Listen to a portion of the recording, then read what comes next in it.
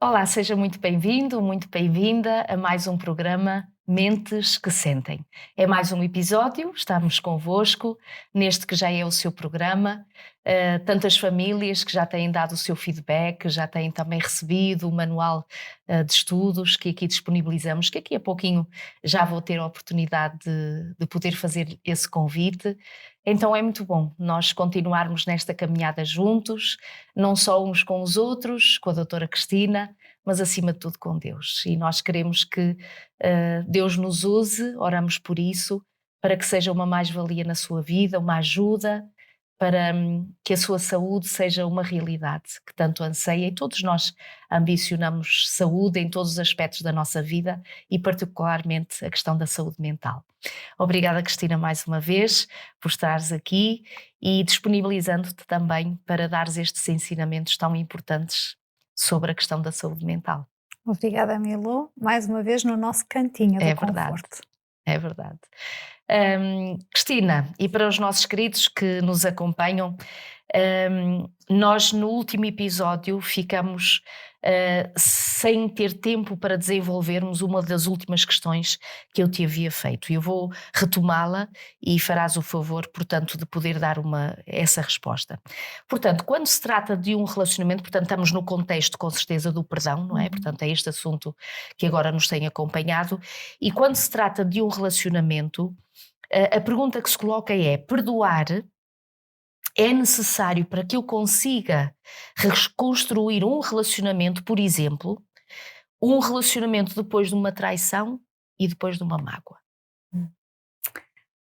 Olha, Milu, permite-me responder de uma forma que até pode parecer um bocadinho infantil, Hum, mas eu gosto de exemplos práticos porque eles tornam as coisas mais visíveis e concretas. Imagina que nós as duas estamos na cozinha e resolvemos fazer um bolo. hum, E eu pego num recipiente e ponho para lá o açúcar, o leite, os ovos, a farinha, os ingredientes do bolo. E depois pego naquilo e enfio no forno. E tu perguntas-me, então, o que estás a fazer? Então, vou fazer o bolo, agora vou ligar o forno. A pergunta é, o resultado será algo expectável? hum, Não falta aqui algo importante? Eu não me envolvi, eu não mexi os ingredientes, eu hum, não tive uma ação, eu não tive um comportamento. Então, às vezes, nós achamos que o perdão só por si hum, vai resolver um relacionamento. Aquilo que eu te digo é, o perdão é extremamente importante quando há uma mágoa, quando há, por exemplo, uma traição, quando há alguma situação que é hum, dolorosa para hum, ambos os intervenientes da relação. Ele abre a porta, mas é preciso mexer. hum, É preciso ter comportamentos, ou seja, só o perdão por si não garante a reconstrução.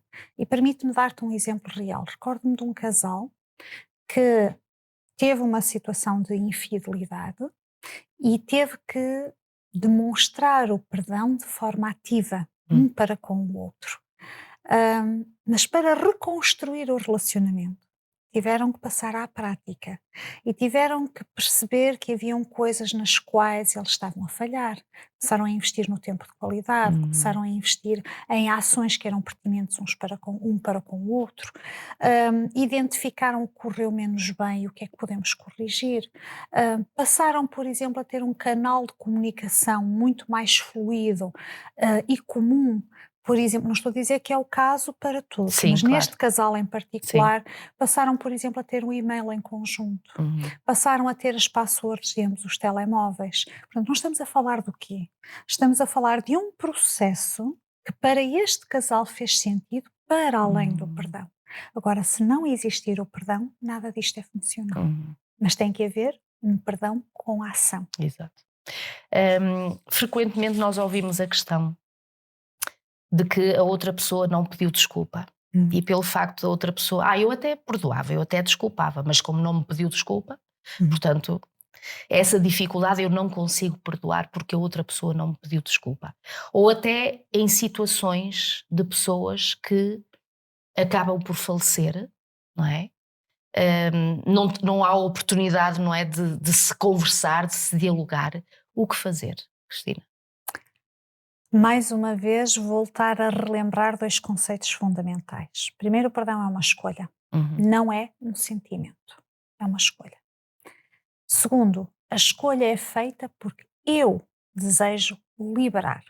uhum, Eu desejo libertar-me, mesmo que seja um processo doloroso, porque é sempre, e uhum, um processo demorado, porque isto varia de pessoa para pessoa, eu poderei ter mais ou menos facilidade, eu poderei demorar mais ou menos tempo relativamente a uma situação. A verdade é que o principal beneficiado vou ser eu. E tu estavas a fazer essa pergunta, eu estava-me a recordar de uma situação em concreto de uma amiga, e recentemente falávamos sobre isto. Já a conheço há muitos anos. uhum. Eu recordo-me a primeira vez que fui à casa dela, foi a um jantar de aniversário dela. E estava a família próxima, nomeadamente pais e irmãos, e eu, que era a amiga mais chegada. E eu ainda hoje tenho memória de como foi desconfortável estar naquele jantar. Ninguém abriu a boca. Hum. Eu não estou habituada a uma refeição desta natureza. Silenciosa, Eu estou habituada a uma refeição em que as pessoas conversem claro. umas com as outras. Mas era um ambiente altamente pesado. E essa amiga acabou por me dizer que era um ambiente de medo. Ela cresceu num ambiente de medo em que eles preferiam não dizer rigorosamente Hum, nada, com receio das retaliações que pudessem ter por parte do pai. A verdade é que ela, ao longo dos anos, foi alimentando o ressentimento, a zanga, o uhum. rancor, a injustiça em relação a isto. Mas ela e o pai nunca conversaram. O pai nunca lhe deu sequer abertura nem oportunidade para isto. E o pai acabou por falecer. E quando nós conversávamos recentemente sobre esta situação, ela dizia-me: Sabes, tomei a decisão de, aos pouquinhos, ainda não sei muito bem como, Hum, mas aos pouquinhos, de ir libertando esta situação. Eu prezo a minha paz interior. E às tantas, dizia-me ela, ele não conseguiu fazer melhor. Eu agora olho para trás e percebo, não estou a desculpá-lo, mas uhum. percebo que ele era uma pessoa que vinha com traumas de guerra, com uma série de coisas, com uma educação altamente repressiva. Exato. Às tantas ele também não sabia fazer melhor, mas Uhum, também não deu oportunidade, a uhum. verdade é essa. Mas perceber que a avaliação que ela fazia já não era centrada apenas no rancor é algo extraordinário. Sem dúvida.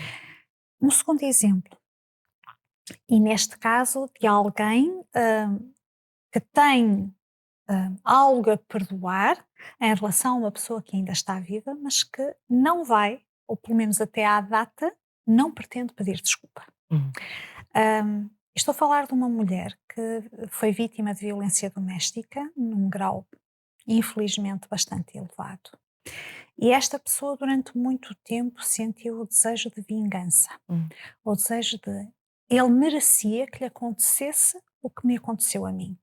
Olha, utilizando uma linguagem popular até assim um bocadinho brejeira, era para ver o que é bom, pois. não é? Infelizmente. E às vezes, no nosso senso de justiça própria, que é legítimo, Hum, atenção, nós ficamos presos a este hum, pensamento. E a verdade é que ela, quanto mais pensava nisto, mais se sentia a afundar. Os dias passavam com a memória da injustiça, mas o reviver da situação constante. E ela dizia: se ele me pedir desculpa, eu vou pensar se eu vou desculpar, mas ele tem que me pedir desculpa. pois, Até que a determinada altura ela dizia: ele continua a ter poder sobre mim, eu continuo presa. pois.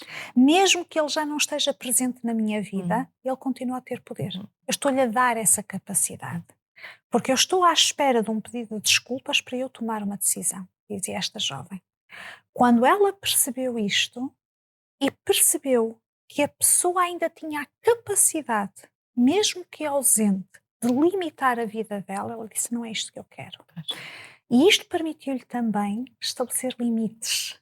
Limites à atuação que ele tinha na vida dela, Uhum, limites à atuação que ele tinha no pensamento dela. uhum, Portanto, embora seja legítimo o pensamento de que a outra pessoa deveria pedir-me desculpas para nós avançarmos no processo, ele não é saudável. Porque enquanto eu estou à espera disto, estou prisioneira, estou prisioneira. sem dúvida. O perdão, perguntamos, o perdão só acontece quando tu estás pronto para perdoar? Porque às vezes há queridos que não põem em causa perdoar, mas há esta questão, mas eu tenho que estar pronto para perdoar.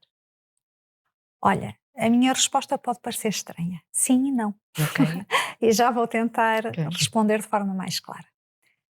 Fizeste-me lembrar agora uma coisa que vem dos meus tempos da escola primária. Daquelas histórias que nós lemos nos livros de português e que nos ficam. E já vais perceber porque é que eu trago isto aqui, nesta circunstância. Então, a história era uma coisa muito simples. Supostamente, o sol e o vento estavam a conversar. E lá no fundo, a passar na terra, ia um senhor que levava um casaco, tinha um casaco vestido. E o sol e o vento fizeram uma aposta sobre quem é que ia tirar o casaco ao senhor, quem é que demorava menos tempo a tirar o casaco ao senhor. Então vai o vento primeiro. E o vento começou a soprar. Quanto mais o vento soprava, mais o Mas senhor ele se apertava. encolhia e mais se agarrava ao casaco. E o vento resolveu demonstrar de forma evidente que ele era poderoso. Então toca a dar ali com muita força. E o pobre do senhor mais se agarrava ainda. Nisto é a vez do sol. E o sol começa gradualmente a incidir os seus raios sobre o homem. Passado algum tempo já não era só o casaco que ele tinha vontade de tirar, não é? Pronto. Mas a verdade é que às vezes nós nos sentimos obrigados a trilhar o caminho do perdão porque os outros nos dizem que devemos fazê-lo. Ou porque eu acho que tem que ser, embora eu ainda não saiba muito bem como. Então, se eu vou tomar a decisão do perdão porque eu me sinto obrigada a isso, não vai funcionar. Pois, Não vai funcionar. Mas eu também não posso estar à espera do sentimento pois. para fazer a escolha.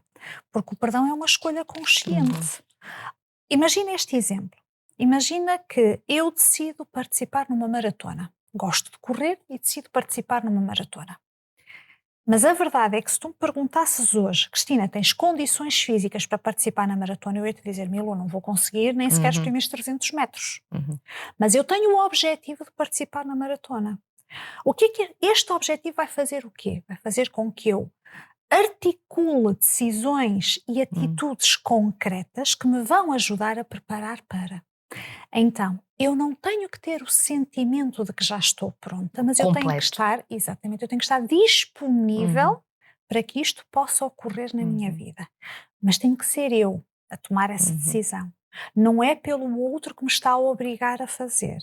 Tendem atenção que eu reconheço o valor terapêutico do perdão na minha vida. Imagina, mais uma vez um exemplo prático, imagina que eu tive uma amiga que de alguma forma me traiu e aquilo magoou-me profundamente. A decisão é algo do género, eu ainda não me sinto em condições de estar com ela, mas eu decido que a partir de hoje eu não vou falar mais mal dela. Eu decidi isto, já é um passo. Quando é que eu percebo que há uma maior disponibilidade já para o perdão? Quando passado algum tempo, eu já não sinto uma raiva tão intensa quando se fala sobre essa situação. Portanto, eu tomei a decisão antes e esta decisão, acompanhada de algumas estratégias, de alguns comportamentos simples, estão a predispor-me para que este processo de transformação ocorra dentro de mim. Muito bem. Fazendo só uma pausazinha para nós podermos ter a oportunidade, mais uma vez, neste episódio também, de podermos falar sobre este guia de estudos que está disponível para si, para vós, para aqueles que desejar. Este guia Sentimentos, a Ciência do Existir, que está disponível de forma gratuita. Bastará apenas enviar uma mensagem ou fazer um pedido, um telefonema através do número que vai aí no rodapé sempre, mas recordo o 933 939291, e é sempre bom nós termos leituras de qualidade. E quando nós temos leituras de qualidade, a nossa mente também se vai transformando e moldando e sendo abençoada.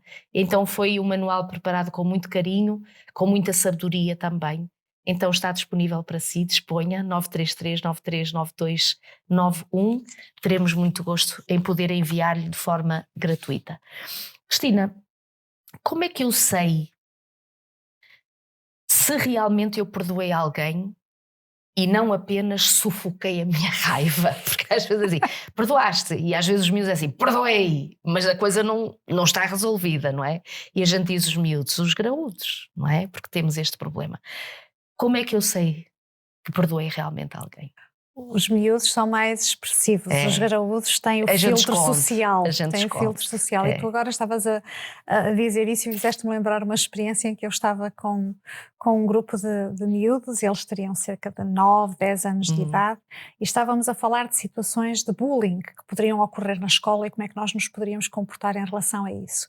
E eles deram umas respostas politicamente Hum. corretas. Quando acharam que eu não estava a ouvir, diziam baixinho um para o outro, dois deles. Eu batia-lhe, Pois. dizia. E aquilo deu Exato. muita vontade de rir e pensei, bom, a transparência deles é aquilo que Isso. às vezes nos falta a É. nós. Mas é verdade que às vezes nós temos dificuldade em perceber se estamos efetivamente Hum. no caminho do Uhum. perdão ou se estamos a abafar Uhum. determinados sentimentos. Regra geral, quando estamos no caminho do perdão, ele é acompanhado de um senso de alívio emocional. É como se aquela situação já não Hum. despertasse tanta dor ou tanta constância de raiva. Mas eu, às tantas, sugeria um pequeno exercício prático para nós tentarmos responder a esta pergunta. E aqueles que nos estiverem a ouvir podem, sem dúvida, fazer isto. Então, pensa numa situação que para ti foi ou ainda é algo que te magoou, e que pode ainda não estar resolvido. E observa como é que o teu corpo reage. Hum. Será que eu começo a sentir tensão muscular? O meu estômago embrulha-se, contrai-se? Ou, apesar de algum desconforto, já não é uma situação tão intensa? Uhum. Observa como é que o teu corpo reage em Uhum. relação a esta situação. Depois responda algumas perguntas, perguntas-chave, do género: quando penso nesta pessoa ou nesta situação, eu ainda tenho com muita intensidade a vontade de oxalá ela pague por aquilo que Uhum. fez? Ou deveria acontecer-lhe isto ou Uhum. aquilo? E mais uma vez eu faço aqui um parênteses. Eu não estou a falar da legitimidade do nosso senso de justiça, Uhum. nem estou a falar que a pessoa tem que ficar isenta das consequências do que fez. Outra pergunta que eu poderei fazer a mim própria: se eu ouvir alguém falar sobre esta pessoa e falar algo positivo, por exemplo, uma conquista, uma Uhum. Uhum. alegria, como é que eu reagiria? Exato. Não é? Outra pergunta que poderá dar aqui uma pista também. Eu evito falar nesta pessoa, ou eu tenho necessidade de estar constantemente a justificar as coisas?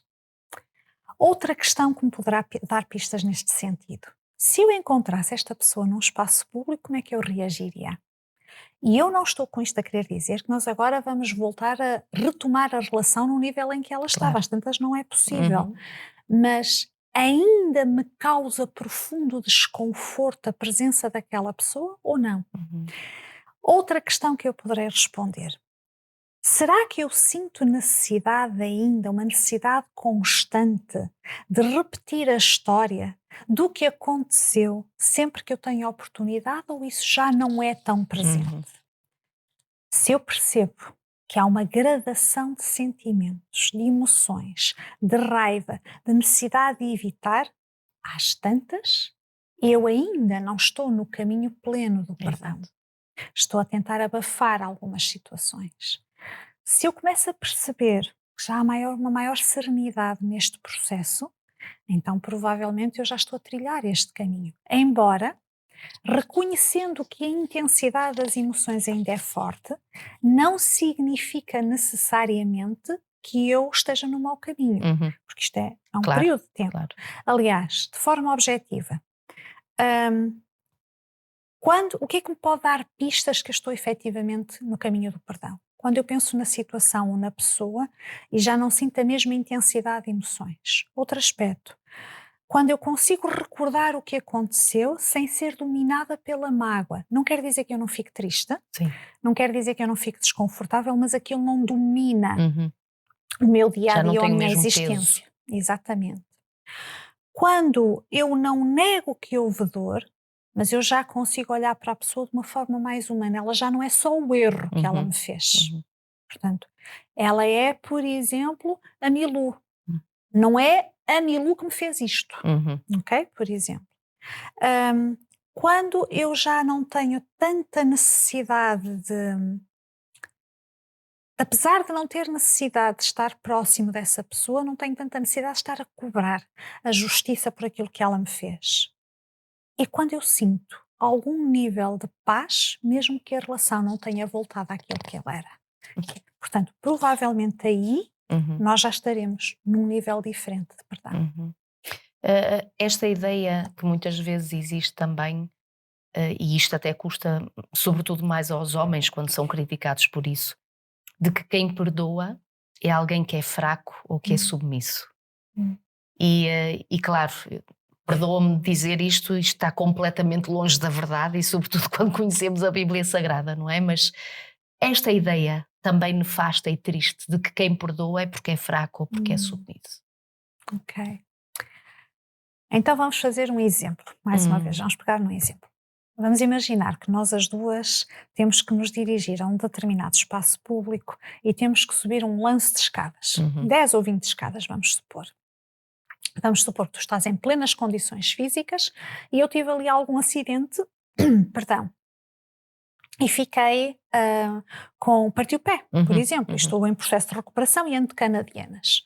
E a pergunta que eu te coloco é: a quem é que vai exigir mais esforço físico subir as escadas? Pois. A mim. E a mim porquê? Porque eu estou a lidar com um processo de recuperação, que implica dor. Então, esta ideia de que tu és fraco, ou tu és submisso, ou tu és complacente, quando tu tentas perdoar algo, está o mais longe possível Sem da dúvida. verdade. Porque é muito mais fácil alimentar o ressentimento do que trilhar o caminho da dor para libertar aquilo que ela provoca dentro de nós. Na verdade, o perdão é um sinal de força emocional, de maturidade. E agora deixa-me repescar aquele exemplo que nós demos no episódio anterior do Nelson Mandela. 27 anos encarcerado. Eu não estou a perguntar se é justo ou se é injusto. Sim. Esteve 27 anos encarcerado. Não era muito mais fácil ele agora que tem uma nação que olha para ele como um líder? Não era muito mais fácil seguir o caminho da justiça própria? Pois. Não foi isso que aconteceu. E isto demonstra, ao contrário daquilo que culturalmente nós temos noção, de que efetivamente é preciso uma grande dose de coragem para o fazer. E agora permite-me fazer uma ressalva. Às vezes, nós ficamos com este pensamento com medo de que o outro vá abusar de nós por nós permitirmos que isto ocorra. Mas o perdão não significa ausência de limites. Exatamente. Muito pelo contrário. Quando isto é claro na minha mente, ajuda-me a estabelecer limites. É interessante, estavas a falar, eu estava-me a lembrar de uma frase de Mahatma Gandhi, em que ele diz que o perdão não é para os fracos. É exatamente o oposto. Portanto, tem que ser muito forte nesta questão e realmente demonstra uma grande coragem. Agora, e se sou eu que preciso ser perdoado, como perdoar a mim mesmo? Porque isto também leva aqui agora uns longos episódios, não é? Porque às vezes o outro, a gente vai e consegue, mas depois aqui e nós? E nós? Olha, vou só dar aqui uma chegazinha, provavelmente depois teremos que abordar isto com mais calma. Mais uma vez, pegar numa ilustração que li aqui há alguns anos atrás e que achei muito interessante. Um pai e um filho, já adultos, têm um dissabor qualquer, uma dissensão qualquer e zangam-se. E o filho sai de casa. Esta história supostamente passa-se numa localidade em Espanha. Numa altura em que não haviam telemóveis, portanto os meios de comunicação era através de carta ou de telegramas. Pronto. E a verdade é que o pai não sabia a morada exata onde o filho residia, mas sabia que ele vivia perto, por exemplo, da Praça de Espanha, vamos supor. Então a determinada altura manda um telegrama, que deduzo eu pela história, que é fixado lá no CTT, no posto de Correios, com uma mensagem muito simples. Pablo, que era o nome do filho, papá perdoa-te. Por favor, encontra-te comigo amanhã às 10 da manhã na Praça de Espanha. A verdade é que às 10 da manhã, no dia seguinte, o pai lá estava e estavam 300 rapazes chamados Pablo. Pois é. Portanto, 300 de nós que procuramos o perdão, que precisamos sentir esta necessidade porque nós próprios não conseguimos ultrapassar essa questão. Nelson Mandela tem uma frase muito interessante. Ele diz assim: não há futuro sem perdão, e isso inclui o perdão a nós mesmos. E pensa, por exemplo, pessoas que foram veteranas de guerra. Muitas destas pessoas que lidam com o stress pós-traumático, Exato. lidam com a dificuldade de processar aquilo que aconteceu, o comportamento que às vezes tiveram, que numa circunstância diferente não teriam, Uhum. e vivem com aquelas memórias constantes, têm muita dificuldade em ultrapassar essa situação. Estas pessoas precisam de aprender a reconhecer que elas são as principais beneficiadas com o perdão. E Uhum. há grupos terapêuticos nesse sentido. Então, se me permites, deixa-me só Uhum. aproveitar aqui, nós depois iremos falar sobre esta questão, sobre algumas estratégias práticas, mas deixa-me terminar com uma experiência real de um jovem que acompanhei durante algum tempo. Um jovem extraordinário, altamente inteligente, com formação superior universitária, mas lidava com uma dependência da qual não se conseguia libertar já há muitos anos. E de cada vez que a situação ocorria, este jovem ia-se abaixo e sentia-se profundamente culpado por Uhum. causa daquilo estar a acontecer e de achar que nunca iria conseguir e que não era merecedor sequer de esforço ou de perdão. Numa determinada altura, já num longo processo terapêutico, eu vou falar a um grupo de jovens que lida com dependências e faço-lhe esta pergunta: olha, se fosses tu que estivesses no meu lugar, qual era a mensagem que tu gostavas de transmitir a estes jovens? Ele já estava num processo Uhum. em que já estava felizmente a libertar-se desta situação.